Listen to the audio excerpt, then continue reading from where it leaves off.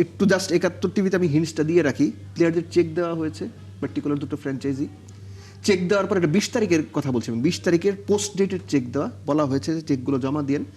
প্লেয়াররা ব্যাংকে গিয়েছেন, চেক জমা দিতে গিয়েছেন, তাদের ফোন করে বলা হয়েছে চেক জমা দিও না, অ্যাকাউন্টে টাকা নেই, ঠিক আছে তোমার কিছু টাকা আমরা অ্যাকাউন্টে পাঠিয়ে দিচ্ছি। ধরেন ১৫ লাখ টাকার চেক, ওই প্লেয়ারের পরবর্তীতে তার অ্যাকাউন্টে ৩ লাখ টাকা পাঠানো হয়েছে। এক প্লেয়ার এরকমও বলছে যে ভাই আমি ব্যাংকে যাব, চেক জমা দিব, চেক বাউন্স হবে। এটা আমি বলতেছি ২০ তারিখের কথা, যদি এলিমিনেটর এবং গতকালের কথা কোয়ালিফায়ার বলছেন ম্যাচ আপনি। হয়। জি, যে প্রয়োজনে আজকে ম্যাচ ডেতে আমি ন্যাশনাল টিমের প্লেয়ার, ন্যাশনাল আজকে প্রয়োজনে ম্যাচ ডেতে আমি বিপিএল গভর্নিং কাউন্সিলের কাছে গিয়ে এটা নিয়ে চিল্লাচিল্লি করবো, আমি চেক জমা দিয়ে চেক বাউন্স করাবো। এটা কি ফাইজলামি পাইছে তারা? প্লেয়ার্স আর ফিউরিয়াস। আমি আবারও বলতেছি যে প্লেয়ারদের নানান রকম অসন্তুষ্টি না, আপনি যদি মনে করেন যে এটা পার্টিকুলার শুধুমাত্র বিশ্বকাপ খেলতে না যাওয়ার কারণে, you are making a serious mistake. There so many things in between.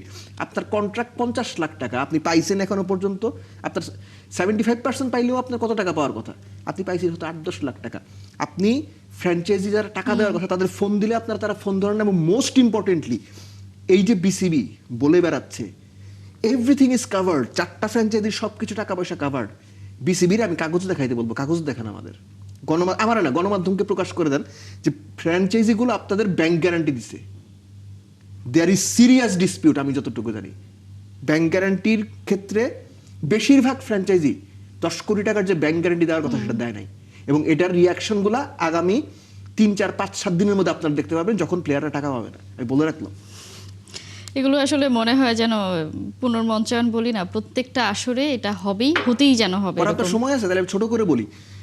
প্রত্যেকটা আসরে যখনই যেই দায়িত্বে থাকেন, তারা বিপিএলটা শুধুমাত্র ক্রিকেটের জন্য করান এটা আমার কখনো মনে হয় নাই।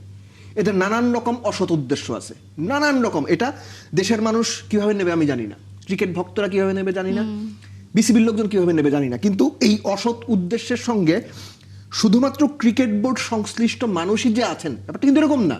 এর বাইরেরও প্রচুর একটা সংগঠিত বর্গ এর সঙ্গে সম্পৃক্ত, যে কারণে আপনি দেখবেন এই যে ফার্স্ট ডিভিশন হচ্ছে না, সেকেন্ড ডিভিশন হবে কবে, প্রিমিয়ার লিগ কবে, কার কোনো আগ্রহ নেই।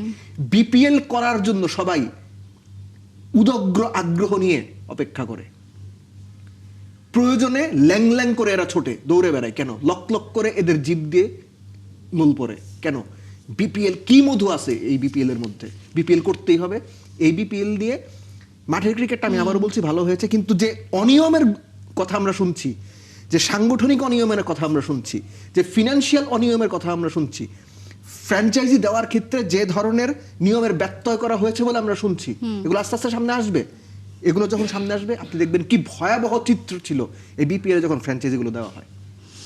নিশ্চয়ই, মানে এই বোর্ডের জন্য খুব চ্যালেঞ্জিং ছিল যে এবারের বিপিএলটা করা। এবং আমরা অনেকবার বলেছি যে যদি এইরকম ভাবে করতে হয়, এক সিজন না করলেই বা সবাই বলেছে এটা, সবাই এরকম মতামত দিয়েছে, কিন্তু তারপরে আমরা দেখেছি যে যেটা লাভের গুড়, প্রচুর পিঁপড়া ওইখানে আছে। রাইট, প্রত্যেকে আসলে যে বিপিএল নামে লাভের গুড়টার মানে ভাগ সব রকম পিঁপড়াই নিতে চায়, কেউ একটু বড় পিঁপড়া, কেউ একটু ছোট পিঁপড়া। সেজন্য হয়তো যে ভয়াবহ একটা ইঙ্গিত দিলেন, সেটাও যদি নিয়ে আসলে আলোচনা করতে হয় বা মানে এইসব নিয়ে আসলে বলার কোনো কিছুই থাকে না।